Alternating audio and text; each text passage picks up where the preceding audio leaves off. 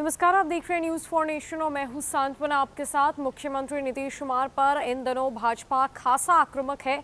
वजह ये कि बिहार एनडीए में टूट हो चुकी है। रातों रात बनी बिहार की नई महागठबंधन की सरकार के बाद बीजेपी की बेचैनी साफ झलक रही है। इधर मुख्यमंत्री नीतीश कुमार विपक्ष के नेताओं को एकजुट करने में लगे हुए हैं। इसमें उन्होंने अपना पहला चरण तक पूरा कर लिया। 3 दिवसीय दिल्ली दौरे से मुख्यमंत्री नीतीश कुमार वापस आ चुके हैं और भाजपा लगातार जदयू पर, बिहार की महागठबंधन की सरकार पर और खासकर मुख्यमंत्री नीतीश कुमार पर हमलावर होती हुई नजर आती है।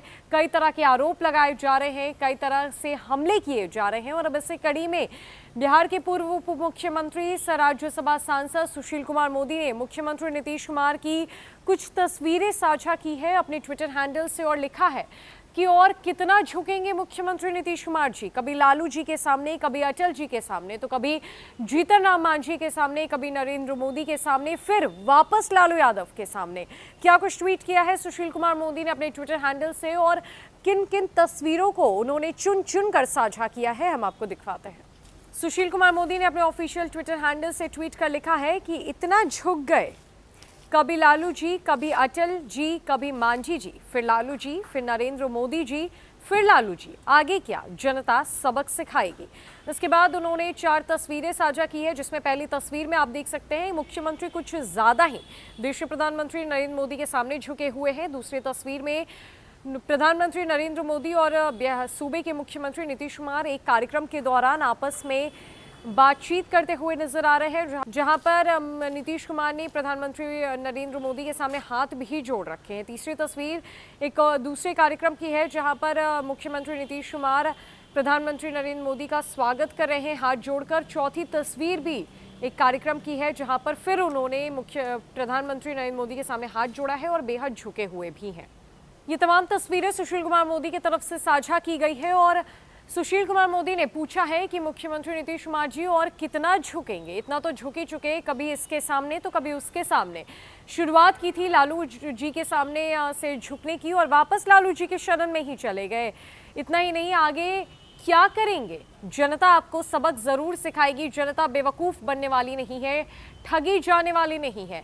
आपको बता दें कि बिहार में बनी नई महागठबंधन की सरकार के बाद लालू परिवार और नीतीश कुमार के बीच बेहद नजदीकियां बढ़ गई है। आए दिन इन दोनों परिवारों के बीच मुलाकातें होती रहती हैं। यहां तक कि दिल्ली दौरे पर निकलने से पहले भी नीतीश कुमार ने राबड़ी आवास जाकर बिहार की पूर्व मुख्यमंत्री राबड़ी देवी, साथ ही साथ राजद के सुप्रीमो लालू प्रसाद यादव और बिहार के उप मुख्यमंत्री तेजस्वी यादव से मुलाकात की।